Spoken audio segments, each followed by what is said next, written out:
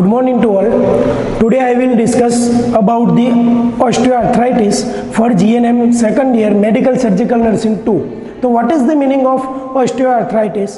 So osteoarthritis, known as degenerative joint disease or osteoarthritis, is slowly progressive non-inflammatory disorder of mobile joint, particularly weight bearing articulation. એટલે કે ઓસ્ટિયોઆર્થ્રાઇટિસ એક જોઈન્ટને લગતો disorder છે કે જેની અંદર ડીજનરેટેડ ઓફ ધી જોઈન્ટ જોવા મળે છે. એટલે કે ની જોઈન્ટ, હિપ જોઈન્ટની અંદર જે ડીજનરેશન એટલે કે ક્યાંક ઇન્ફેક્શનના કારણે કે ખામીના કારણે, ટ્રોમાના કારણે એ જે મૂવમેન્ટ નોર્મલી થવી જોઈએ એ રીતે થઈ શકતી ન હોય. This is a characterise by loss of articulate cartilage in articulating joint and hypertrophy of the bone at the articular margin. એટલે કે જે જોઈન્ટની અંદર આર્ટિક્યુલર માર્જિન હોય એની અંદર ઇન્ફ્લામેશન જોવા મળતું હોય છે. The damage from osteoarthritis is confirm to the joint and surrounding tissue. એટલે કે જે જોઈન્ટ હોય એની આજુબાજુના જેટલા પણ ટિશ્યુ હોય એ ડેમેજ થઈ જતા હોય છે. Next, osteoarthritis is caused by break down the cartilage that surrounding and the protect the ends of the bones in the hip joint. એટલે કે જે હિપ જોઈન્ટની આજુબાજુ જે ટિશ્યુ રહેલા છે જોઈન્ટના એ જોઈન્ટને અફેક્ટ થતા હોય છે કોઈ ટ્રોમાના કારણે, કોઈ ઇન્ફ્લામેશનના કારણે, જેના કારણે જે નોર્મલ મૂવમેન્ટ થવી જોઈએ, જે નોર્મલ હલનચલન થવું જોઈએ જોઈન્ટને થઈ શકતું નથી. This is a leading cause of pain and disability in elderly person. ખાસ કરીને આ elderly person એટલે કે જે વૃદ્ધ અવસ્થાની અંદર વધુ જોવામાં મળતું હોય છે. weight bearing joint, hands and vertebral column are most often affected. એટલે કે જે ઉઠવા બેસવામાં ઘણી બધી તકલીફ થતી હોય છે, કોઈ વર્ટિબ્રલ કોલ્યુમ અને મોસ્ટ ઓફન અફેક્ટેડ એટલે કે જે વર્ટિબ્રા હોય, કોલ્યુમ હોય એને વધારે અસર થતી હોય છે. Next we have to discuss about the type. Which are the type of osteoarthritis? So first of all we have to discuss about the primary osteoarthritis. Primary osteoarthritis occur in elderly more commonly in women than in men. ખાસ કરીને વૃદ્ધ અવસ્થાની અંદર main એટલે કે પુરુષો કરતાં સ્ત્રીઓમાં આ condition વધુ જોવામાં મળતી હોય છે. It is a cause probably by wear and the tear with a repeated minor trauma, heredity, obesity, aging per se all contribute to focal degenerative changes in articular cartilage of the joint. એટલે કે જે જોઈન્ટના આર્ટિક્યુલર cartilage હોય ત્યાં વધારે trauma થાય છે એટલે કે ત્યાં અસર થાય છે ને એના કારણે જે જોઈન્ટના ટિશ્યુ હોય એ પણ અફેક્ટ થતા હોય છે. એનું કારણ શું છે? તો રિપીટેડ માઇનર ટ્રોમા એટલે કે વારંવાર એક જ જગ્યાએ એક જ જોઈન્ટ એટલે કે ની જોઈન્ટ હોય, ની જોઈન્ટ એટલે કે જે ઘૂંટણનો જોઈન્ટ છે ત્યાં વારંવાર જો કોઈ ટ્રોમા થયો હોય, પડી ગયા હોય, એક્સિડન્ટ થયું હોય તો પણ આ ઓસ્ટિયોઆર્થ્રાઇટિસ થઈ શકે. નેક્સ્ટ, હેરિડિટી એટલે કે આનુવંશિકતાના કારણે પણ થઈ શકે. ઓબેસિટી, શરીરની અંદર જાડાપું, મોટાપું વધારે હોય, ચરબીનો ભાગ વધારે હોય, ઓવરલોડ વજન થતું હોય, વધારે વજન હોય એવા વ્યક્તિઓની અંદર જોઈન્ટના ઘસારાના કારણે પણ થઈ શકે. ને એજિંગ પર સી ઓલ કોન્ટ્રીબ્યુટ એટલે કે જે એજિંગ વધારે હોય, ઉંમર વધારે હોય એવા વ્યક્તિઓની અંદર આ ખાસ કરીને સ્ત્રીઓમાં વધુ જોવા મળતું હોય છે. Genetic changes play some role of occurs of osteoarthritis એટલે કે જેનેટિકલ ચેન્જીસ પણ થતા હોય એના કારણે પણ આ થવાની શક્યતા છે. Now next we have to discuss about the secondary osteoarthritis. Secondary osteoarthritis may appear at any age and in a resulting of previous injury, repetitive sprain or sprain, joint dislocation, fracture, inflammation, congenital dislocation of hip and disorder of the nervous system which cause abnormal movement and use of corticosteroid and colchicines. એટલે કે secondary inflammation જે છે ગમે તે એજમાં થઈ શકે. Primary ઓસ્ટિયોઆર્થ્રાઇટિસ શું હતું? પ્રાઇમરી ઓસ્ટિયોઆર્થ્રાઇટિસમાં એવું હતું કે જે ઉંમર વધારે હોય, માનો કે 50થી 60 વર્ષ કરતાં વધારે ઉંમર એજિંગવાળા હોય એવા વ્યક્તિઓને કેલ્શિયમ ઓછું થવાથી, કોઈ ટ્રોમા થવાથી, રિપીટેડ ટ્રોમા થવાના કારણે ઓસ્ટિયોઆર્થ્રાઇટિસ જોવા મળતું હતું. સેકન્ડરી ઓર્થરાઇટિસમાં એવું છે કે જેની અંદર ગમે તે ઉંમરની અંદર આ ગમે તે એજવાળી ઉંમર વાળી વ્યક્તિની અંદર આ કન્ડિશન જોવા મળે છે અને ખાસ કરીને પ્રીવિયસ ઇન્જરી હોય, આગળ કોઈ એવું ઇન્જરી થયેલી હોય, રિપીટેડ સ્ટ્રેન હોય, ફ્રેક્ચર થતા હોય, જોઈન્ટ ડિસલોકેશન એટલે કે જે જોઈન્ટનું જે લોકેશન જે છે ડિસલોકેશન થઈ ગયેલું હોય, ફ્રેક્ચર વધારે હોય, ઇન્ફ્લામેશન થયેલું હોય અને કન્જેનેટલ માલ્ફોર્મેશન હોય તો આ સેકન્ડરી ઓસ્ટિયોઆર્થ્રાઇટિસ નામની કન્ડિશન જોવા મળે છે. Now we have to discuss about the risk factor. Which are the risk factor એટલે કે કયા એવા કારણો છે કે જેના કારણે ઓસ્ટિયોઆર્થ્રાઇટિસ નામનો રોગ થઈ શકે છે. તો ફર્સ્ટ છે older age.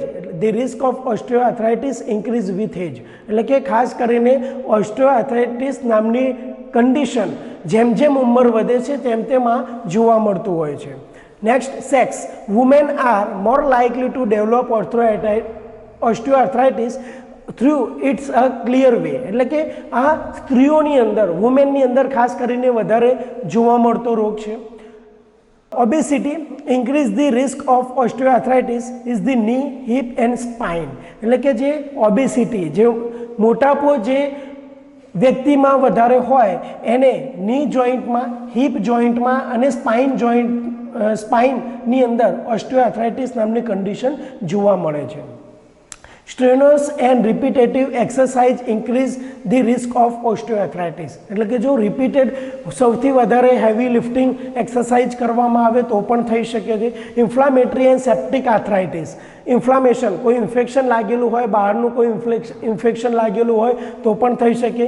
Genetic defect the affect the cartilage, genetical disorder હોય, અફેક્ટ થયેલું હોય તો જે જોઈન્ટની અંદર જે કાર્ટિલેજ રહેલા છે, જોઈન્ટની આજુબાજુ જે ટિશ્યુ રહેલા છે એને અસર કરે છે. Overuse of injury two the joint એટલે કે જે વધારે પ્રમાણમાં ઇન્જરી થાય જોઈન્ટની અંદર તો પણ થઈ શકે. Decrease oestrogen in menopausal female excessive growth hormone, બરાબર, એટલે કે મેનોપોઝનો ટાઈમ હોય ને ગ્રોથ હોર્મોન વધી જાય એના કારણે પણ ફિમેલની અંદર જોવા મળી શકે છે.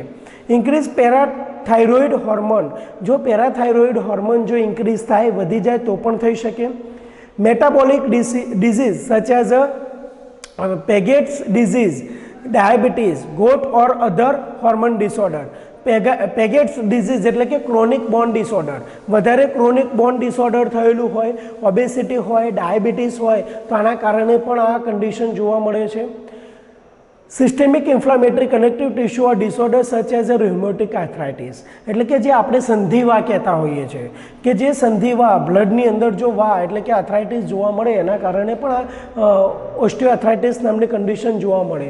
Repeated articular haemorrhage, for example haemophilia, જો હિમોફિલિયાવાળા પેશન્ટની અંદર એટલે કે જે બ્લડ કોઈ જગ્યાએ ઇન્જરી થાય છે અને અમુક સમયમાં નોર્મલ પર્સનમાં એવું હોય કે અમુક મિનિટ પછી ઓટોમેટિકલી બ્લડ જે છે ક્લોટ થઈ જતું હોય, પણ હિમોફિલિયાવાળા પેશન્ટની અંદર શું હોય, બ્લડ ક્લોટ થતું ન હોય, continuously running from the body, બરાબર, શરીરમાંથી કન્ટિન્યુઅસલી બ્લડ જે છે વહન થતું હોય તેવા કન્ડિશનની અંદર ઓસ્ટિયોઆર્થ્રાઇટિસ થવાની શક્યતા પૂરેપૂરી છે.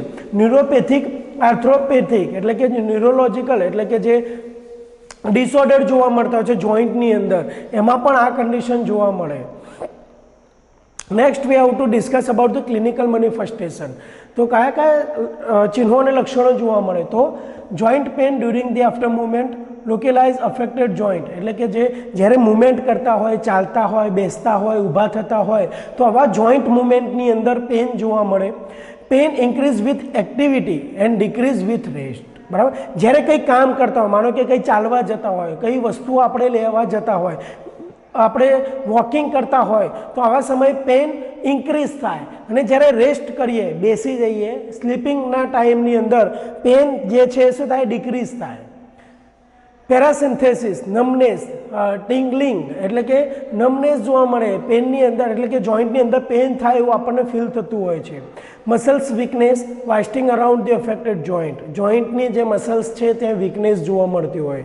Joint swelling, synovitis, warm, effusion, synovial thickening એટલે કે સાઇનોવિયલ જોઈન્ટ જે છે જાડી જોવા મળે, સ્વેલિંગ પણ જોવા મળતું હોય છે. ઇફ્યુઝન એટલે કે કટ એવો અવાજ પણ આવતો હોય છે. જોઈન્ટ ટેન્ડરનેસ એન્ડ સોર્સનેસ, બરાબર, જોઈન્ટ ટેન્ડરનેસ જોવા મળે. Joint stiffness or morning or after rest, બરાબર. એટલે મોર્નિંગની અંદર વધારે, એટલે કે જ્યારે વધારે આરામ કરીએ અને જ્યારે ઊભા થવાનું ને ચાલવાની પ્રક્રિયા જો કરીએ તેની અંદર પેન થાય. લોસ ઓફ જોઈન્ટ ફ્લેક્સિબિલિટી, એટલે કે જોઈન્ટની અંદર જે ફ્લેક્સિબિલિટી હોય, એટલે કે જે એને મૂવમેન્ટ થવી જોઈએ એ મૂવમેન્ટ વ્યવસ્થિત રીતે થઈ શકે નહીં.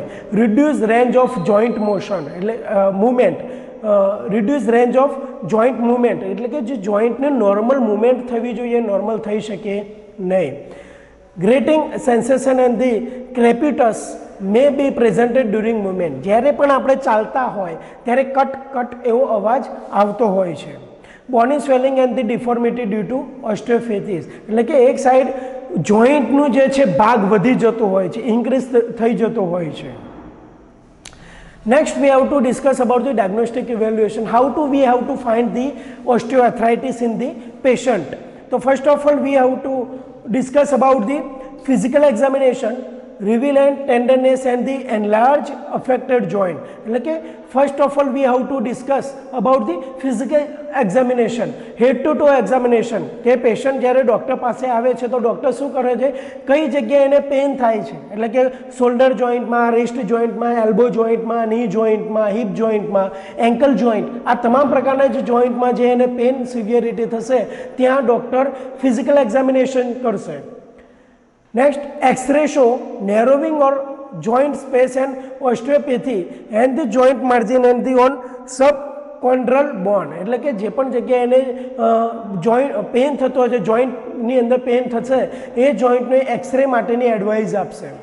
CT and MRI may be necessary to get a better look at the joint and surrounding tissue, એટલે કે જો વધારે ફાઇન્ડિંગ કરવું હશે તો CT સ્કેન અથવા MRI માટે પણ ડૉક્ટર એડવાઇસ કરશે. Blood test done to evaluate the presence of hyaluronic acid, એટલે કે બ્લડ ટેસ્ટ માટે પણ ડૉક્ટર એડવાઇસ કરશે હાયલુરોનિક એસિડ ઇન્ક્રીઝ છે કે નહીં. એરિથ્રો સેડિમેન્ટેશન રેટ ESR એ પણ જોશે. Joint aspiration of joint fluid analysis, બરાબર, સાઇનોવિયલ ફ્લુઇડ કેટલું છે એનું પ્રમાણ નોર્મલ છે કે કેમ એ પણ ડૉક્ટર જોશે. Next we have to discuss about the medical management. So first of all acetaminophen relieve pain but it doesn't reduce inflammation. It has been shown to be effective for people and the osteoarthritis who have mild or moderate pain. એટલે કે acetaminophen pen killer આપવામાં આવે કે જેના કારણે joint pain અથવા muscles pen થતું હોય તો એનાથી એ રિડ્યુસ થઈ શકે. Non steroid anti inflammatory drug reduce infection and relieve pain. Over the counter non-steroid anti-inflammatory drugs include the Brufen, Advil, Motrin and Naproxen. આ ટેબ્લેટ આપવામાં આવે છે non steroid anti inflammatory drug, જેના કારણે પેન તો ઓછું થશે એઝ વેલ એઝ એની સાથે સાથે જે ઇન્ફેક્શન હશે એ પણ ઓછું થઈ શકશે. Than third, narcotics and central acting agent. Tramadol is a prescribed pain relieving and the systematic opioid that are sometimes prescribed when over the counter medication doesn't provide sufficient relief. એટલે કે જો બીજી ટેબ્લેટથી, એટલે કે અધર ટેબ્લેટથી જો એને પેન ઓછું ન થતું હોય, સ્વેલિંગ ઓછું ન થતું હોય અને જો એનો ઇન્ફેક્શન ઓછું ન થતું હોય તો નાર્કોટિક અને સેન્ટ્રલ એજિંગ એજન્ટ દ્વારા આપણે એનું પેન, સ્વેલિંગ અને ઇન્ફેક્શન ઓછું કરતા હોઈએ છીએ. It works throughout the central nervous system and achieve its effect. આનાથી નર્વસ સિસ્ટમને પણ ઇફેક્ટ થતી હોય છે.